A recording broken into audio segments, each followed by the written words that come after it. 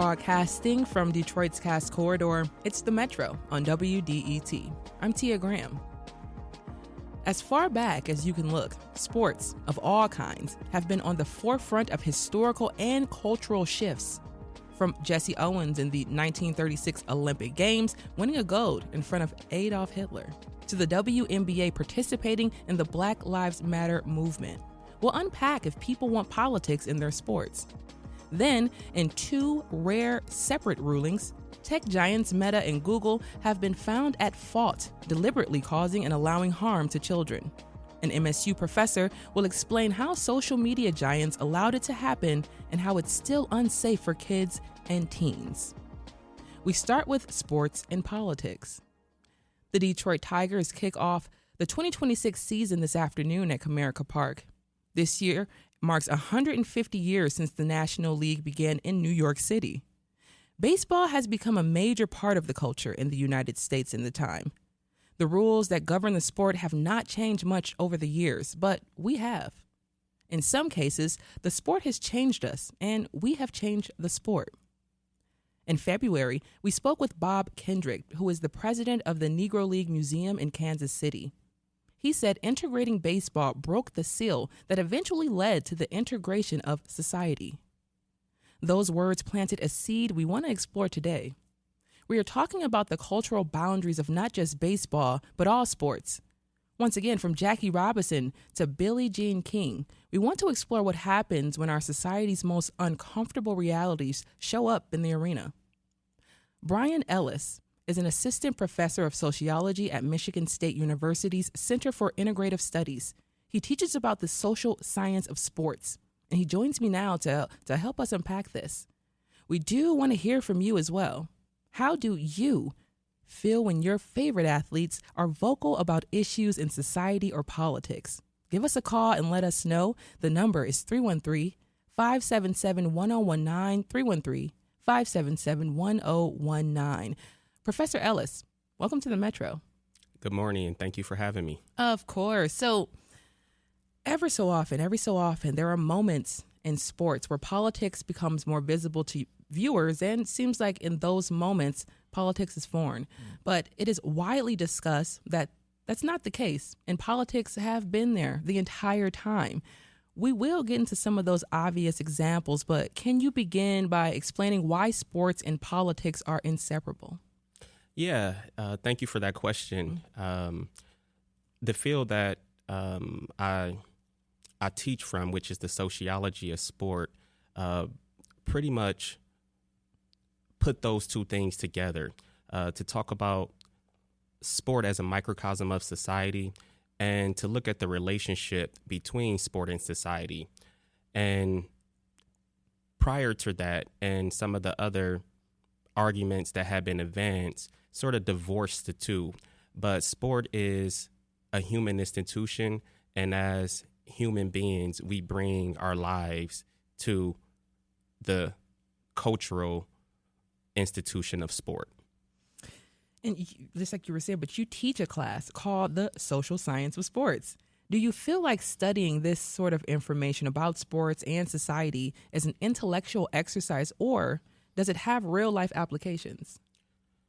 I think that it definitely has real life applications. Mm-hmm. And what we're trying to do in this class is really understand the real world and to say that, yes, sport is not just the toy department of human affairs, as a famous sports sociologist talking about some of those pioneers in the past, like Harry Edwards, who was there with the Olympic Project for Human Rights in Mexico City in 1968. And these were the San Jose State track stars who eventually would go on to win some medals, like Tommy Smith and John Carlos, and would famously raise their fists in the air. And Harry Edwards, to give him his credence and credit as being a pioneer in the field of sociology of sport, he sort of coined that phrase, sport as the toy department of human affairs, because what he pointed out is that when he was coming through to pursue his PhD in sociology, there were many that said there is no relationship there. And he said, well, I know that there is a relationship there because, I'm a part of it. I see the way athletes are being treated. and I came up as an athlete, and I know what that reality looks like. And so now we need to get the discipline to now understand sport as an important cultural, political, and economic site to be studied.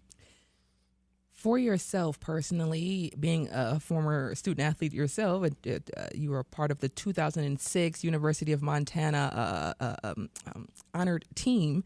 So talk a little bit about, the importance of this particular area of study, especially when we talk about social science of sports and why you're led to it. Why were you led to it? I think I was led to it because of that notion of research is me search. And I really didn't have a question when I entered graduate school. And I was also one of those people who was led to believe that sport cannot be a serious site of study for a graduate degree or a PhD. And luckily I had supportive faculty members who said, no, I think you can do it. And there have been some pioneers in this field. And so I kind of came with that personal interest from my own athletics and my own experiences in athletics. But of course, a whole new world opened up to me once I began to look at sport through the lens of academia. Yeah.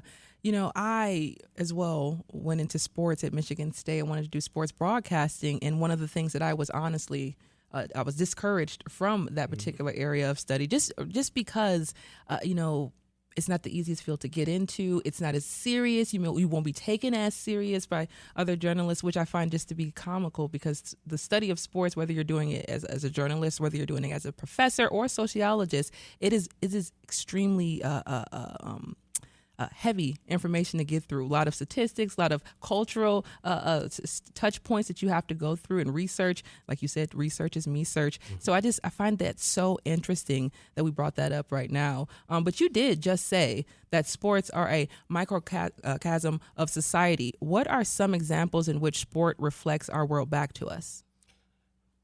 I think in a multitude of ways. I think particularly when we have these moments in sports, I think you opened up the segment talking about some of these big cultural moments, one of which being, let's go back to 2020, Black Lives Matter. That movement was becoming more well-known, galvanized, creating steam. And then you get someone like Colin Kaepernick, who continues that mantle, but in the space of sport. And in that case, you can kind of see the way in which the two of those came together because, again, athletes are a part of society. They are affected by things that are going on in the community, in the society, and they will mirror that. And sometimes sport itself can be a catalyst or a vehicle for then in the opposite direction, sort of kicking the ball back to society to say, look at this issue and deal with this issue. Now, let's go back to the Negro Leagues. Bob Kendrick, who is the president of the Negro Leagues Baseball Museum in Kansas City, Missouri, he joined the show, as you already know, and he said that the integration of the Negro Leagues changed the heart and minds of society in the U.S. In this example, baseball was a vehicle for real social change in this country. How does that fit the idea that sports is a reflection of society?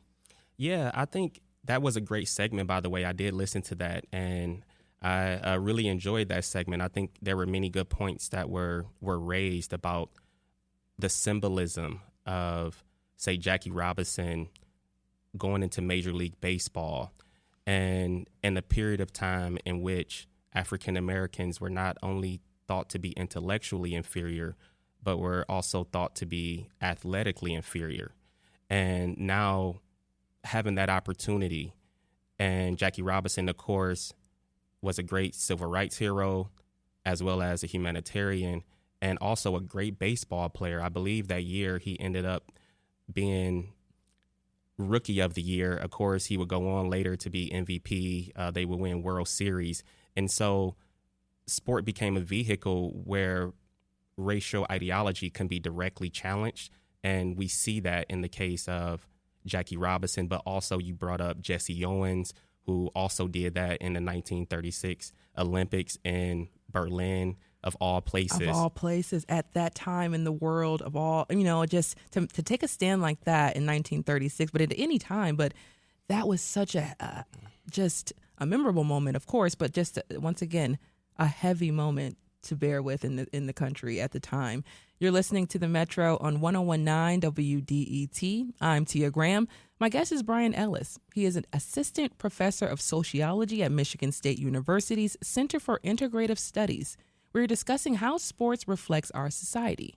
And I am thinking now about, a few things that are happening in our country, including LeBron James and how he came under fire recently for his comments of Israeli, or the countless times athletes at the Olympics express their support for a social political cause. So I would love your comments or concerns if you're listening right now to the Metro. The number is 313-577-1019. We want to hear from you.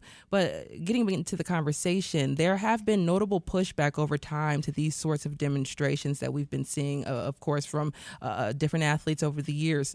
Billie Jean King is a tennis legend who fought for equal pay for women in tennis. But in the early 80s, she was outed for having a romantic relationship with a woman. And she was told to deny it, but she embraced her identity as a lesbian woman. And she lost all of her endorsements as a result. And today, of course, she's widely respected, we all know. But this is in some ways an example of what can happen when an athlete displays a part of society that we maybe aren't ready to deal with or unpack. Can you talk about the tension that exists when the portrayal is not what society is ready to accept? Yeah, I think what comes to my mind first and foremost is the notion of the status of being a minority, and how when you are in a minority position, how mainstream society can marginalize you and say that you're unworthy to have voice, or somehow you are the one that is politicizing things when you are only speaking your own truth. You're only speaking about what actually does exist in reality. And those athletes, of course, pay a cost for being pioneers, being trailblazers. But as you said, in the long arc of history, they do go down in the pages as being individuals we should look up to and we should emulate. But in those moments, they are ridiculed. They can face loss of contracts. They can face suspensions and so many other ways in which they can have their livelihoods diminished, not because of their abilities or lack thereof, but because simply they are speaking out about their own lives and things that matter to even people who are in their communities. But so often, by the majority or the power structure, they are the ones who then have to bear the cost and the burden for saying that we need to be open, we need to be more diverse and more understanding. I once again go back to Colin Kaepernick, and I think, it's been about 10 years now, a little bit, around that time, and he never played another game, never played another NFL game. And in years in the future, of course, we'll look back at that and say, he did an amazing thing. He stood up for what was right. But in this moment, it's still in these moments, it's still hard to reckon with, because he is still suffering. He's still suffering. So, does sports truly reflect our society, or just a certain set of ideals? I think it does reflect the overarching society. I think it is as dynamic as our society in general. And I think that there are powerful moments when sport can unify the country. And also, sport need not be thought of as representing one political persuasion. One example that I think of is, let's say, talking about Colin Kaepernick and the NFL. Initially, the NFL more or less said that they were not going to allow their players to come out and take some type of stance or knee during the national anthem, the playing of the national anthem. And then after reflection and consideration, I think an apology was given. And then they said, all right, we will allow you to, use your own will and your own choice about what you want to represent. And then later on, there were signs on the field that would say things like end racism, stop hate, etc. And then the institution, being pluralistic, also then had moments of silence for Charlie Kirk after that death that was recorded and went viral online. And you can see how the NFL was able to talk about in racism. You know, some people might think that that's a sort of ideology or political moment that is more on the left side of the spectrum politically, while someone like Charlie Kirk and what he represented could be more on the right side of the spectrum. But in that sense, you can see how the pendulum can swing either way, and it can reflect the multitude of society as we are very dynamic. Yeah, we're definitely going to get back into examples like the one you just presented to us, especially Charlie Kirk, and a few other examples we've seen recently, especially in Minnesota. So we're going to get into that, of course, but I do want to stick here for a moment and go back to Billie Jean King, because Billie Jean King, once again, broke so many different barriers for women in tennis. Endorsements are dollars companies spend to sell products to the public. And of course, in Billie Jean King's story, those companies suspected that fans would not want to be associated with King's lifestyle if she's endorsing a product. Now, I want to discuss how real that has changed throughout time. How have fans responded in these moments? Have they been open to embracing social and political tension in sports? I think maybe the easy approach would be, I think fans would probably accept and endorse the politics of a player if it aligns with their worldview, if it aligns with their issues, and if it doesn't, then of course they probably are more critical of it. But I also think there are probably about three factors to consider. I think one would probably be the movement at the time or the moment that it occurs. I would think also that the stature of the athlete would play a role, like if they're very popular and well known, compared to if they maybe are a role player or obscure. And I also think the time and how they go about it. Sometimes I hear that from my students. They would say, oh, I'm not opposed to the issue, but maybe the national anthem isn't the right time. Or maybe, the way they went about it, I just don't like that part of it. And so I think those three factors, at least for me, are to be considered when thinking about fans' reactions. Because I do think that there are some athletes who raise issues, but for the most part, fans might not even know about it because they don't really know those athletes. They don't follow those athletes, or the issues that they're raising are not very popular at that moment or well known. Mm-hmm. We're going to take a quick break, then continue this conversation about sports and society, and we're asking you to join the conversation. How do you feel when your favorite athlete becomes vocal about politics? Give us a call. The number is 313-577-1019. You all stay right there. This is The Metro.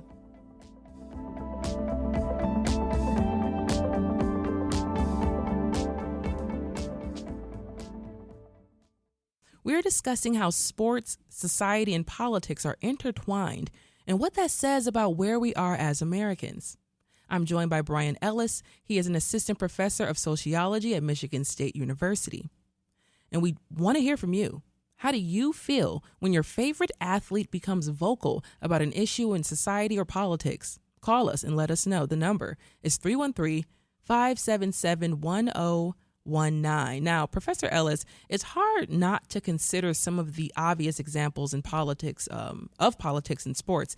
The national anthem plays before every sporting event. The U.S. military is honored at sporting events as well. Is that a fair depiction, or should they be interpreted as just symbols of U.S. patriotism? No, I think that we can look and understand those symbolic representations as moments of politics. But I think we're sometimes led to believe that these should be taken for granted. But especially at times of great conflict in the world, times where we can be at war or whatnot, and every time someone is being asked to, stand up, is it also implied that you support this particular war that's going on or this conflict, and those who might have some tension around that might feel a need to invoke their First Amendment and say, maybe this is a good time for me to sort of show my discontent, to show my grievance against my government. And I think definitely when you bring in, sort of the military, I think that takes it even a step further because the military is probably the most political institution that's out there, given that you have the authority of your country to literally take life, which is most sacred. And that is, to me, a very political act and institution. So in my classes, I have students to try to reconcile, consider, and weigh that. Should these just be taken for granted moments, just signs of symbolic representation and support patriotism, as you pointed out, or do they have much deeper meaning? And usually I try to advance and argue that I don't think it's so innocent. Let's go to the phones. We have Mike from Clinton Township. Mike, you've got a question on the topic. Yeah, I was just wondering if your guest sees a Central American value is individualism. Has that affected sport today in any way, shape, or form? All right. So, Professor Ellis, you just heard the question from Mike. Mike, thank you so much. That was Mike out of Clinton Township. But, has this idea of individualism changed the way we view sports, the way sports are even consumed in general? I think if individualism is looked at from the standpoint of do what's right for me, my self-interest, and thinking about self-interest, particularly from the standpoint of a consumer base, or for athletes to think about, I think something you brought up even with Billie Jean King, about the way in which your brand can be hurt, which then is about, how much money I can actually make from my advertisements, endorsements, if I do not offend a particular population or demographic with my social values. I think that there has been that type of movement in sports, and I think there have been some athletes who have been more corporate oriented, who put more or less their business interests in front of their social interests, and I think there's been some criticisms of that, right? Where those athletes have been criticized for not speaking out more because of the kind of platforms that they have. And typically that has come in the examples that I'm just thinking of off the top of my head by athletes who were part of a previous generation and felt much more social connection to their communities. And also were coming out of periods of like the civil rights movement, for example. But then to the caller's point here, sport has advanced to such a point that now there's so much money to be made, and the kind of money that can be made today in sports is also different from the type of money that they were making back then. And so I think corporations and the economics of sports have definitely changed. I want to say thank you, number one, to Mike from Clinton Township for that beautiful question, because it really did just open up a few things. Number one, Carrie and I actually spoke about this a little bit earlier. Carrie Jr. II, producer on the Metro. But we spoke about this a little bit earlier about just how times have changed and how that's also changed the way sports are viewed, but the way that they're managed and governed. In the past, before the civil rights movement, teams would go and they would travel in the South. And if they had black players, some of the players couldn't stay in certain spaces. So the whole collective team would say, we're not staying here in support of our players. And I think about the question from Mike and individualism and how is that a thing that would happen today? The whole team collectively surrounding themselves around one singular player to protect them, or a few players to protect them. I don't know. I don't know. Do you think that's something that would happen?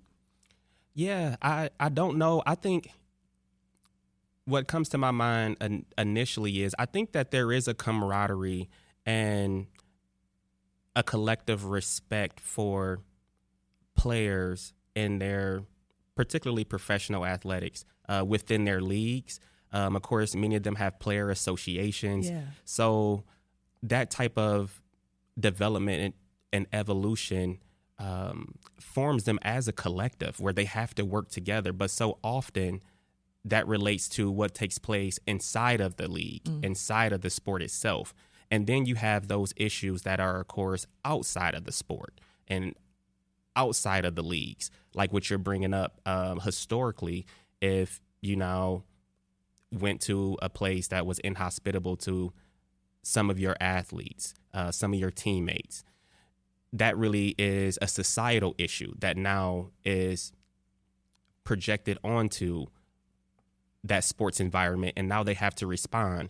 And given that, yeah, over time, some of those societal conditions have changed, maybe it's seen as an act of choice if you want to speak out about something or not. But they definitely have to band together inside of their sport in order to bargain with the ownership class. Let's stay on the phones. Again, the number is 313-577-1019. Let's go to Fred in Milford. Fred, thanks for calling today. Hey, thanks for having me on. Great issue. Great guest speaking about it. I was born and raised in Detroit of uneducated parents, not even high schoolers, not even a year of high school. And I got lucky. I got a football scholarship, so I got to go to college and got to play football. And then I got lucky and got to go to law school again. So a white guy from Northwest Detroit got very lucky. And that education enabled me to see the world. And it's tribalism on one side, my group, my color, my religion, my race, that is very important to people and creates a fear. And they don't want to hear that other side of the story. On the other side of tribalism is enlightenment. And enlightenment says, hey, what about the golden rule? What about Kaepernick taking a knee? Did he sit around in a white household like I did and didn't know anything about the concept of slavery? Didn't know anything about separate but equal and Jim Crow laws? Didn't know anything about the civil rights movement? Well, that kid needs to be educated. And that was what law school did for me, and educated and enabled me to see how Kaepernick and his family and the black communities talk about an America that is so much different than the America of the white people. Now, so we got tribalism versus enlightenment, and I think enlightenment is the only way we can go as a human race. Why do you want to be held back by, I'm white and they're threatening my numbers, and I want to make sure the white man who found America is going to stay here and not going to be overrun by the people of color? The fear. Kaepernick was brave. He took a knee. He stood out where a man had to stand out, and as you pointed out, it cost him dearly. So let's stop controlling people. Let's people have their mind, if they're peacefully an exercise of their First Amendment right. Listen. You don't have to agree, but at least listen and try to understand you're not the only voice in the world, white man. There's a lot of other people around. So that would be my theory, and your guest, I think, would support that. And if not, he can tell me. Fred, thank you so much for joining the show today, calling into the Metro and giving your feedback on sports and politics. Really opened up some thoughts here for myself and my guest, Professor Brian Ellis. Now, Professor Ellis, respond to, what's your response to Fred? My response to Fred is I do agree with many of the points that he made. I do think education is valuable and important. And I think part of that education should include cultural studies, should include like what we were talking about, how, when I was coming up, it was sort of thought, is studying sport even something that I can do? Or, as you pointed out, to sort of be dissuaded from pursuing it. And given that without that kind of education, without that type of lens, without that type of analysis, I think it's much easier for people to be driven to the notion that don't mix politics in my sport, because we're not talking about the history. We're not talking about the context. We're not talking about individuals who could have important social causes that are personal to them, individuals who could be influenced and affected by the movements at the time, or individuals who just have a high sense of social consciousness, right? And we have to understand them as being very dynamic and very diverse, and recognizing that, yes, our sports represent all of that, right? And I think that's what Fred was ultimately saying with sort of giving up this notion of us versus them, and thinking about how, using your First Amendment right, using your platform, while one may disagree with that, they do have a right to vocalize how they feel or see things in society. And of course, that could be different than how we see or view things in society. But it shouldn't be to, take someone's microphone or take someone's job away from them. I think we have to have that sort of understanding that we are a very large society, and there are a lot of us that represent many different forms and ideas, and our society can handle it. I love that. Should athletes be held to a certain standard in terms of speaking up, especially when we talk about today, in our world today? I often go back to just learning about Michael Jordan and him, Republicans buy Jordans too. Or hearing, LeBron James possibly speak out about something that he may not be as educated on as he would like to be, but he's speaking on a topic. Should athletes be held to a certain standard if they are going to speak out? I think that they have individual choice, right? I don't think that they should necessarily be burdened with being politicians or being activists. The truth of the matter is we have politicians and we do have activists. And when we engage with sport, we're engaging with these athletes first and foremost through their occupation, and their job is to be good athletes. But I see no reason why, if they want to speak out about an issue that is important to them personally, or that something is going on in society and they want to speak about it, that they should be precluded from doing that. Just think about how much stuff we already know about them that is superfluous to their athletic endeavors. We could know about their families, their kids, how much money they make, what kind of cars they prefer, watches they wear, etc.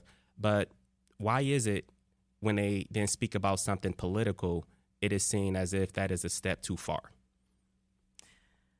Brian Ellis is an assistant professor of sociology at Michigan State University. Professor Ellis, if we did not run out of time, I'd be talking to you still. Thank you so much for joining us on the Metro and really exploring sports and politics. Thank you for having me. It was a pleasure.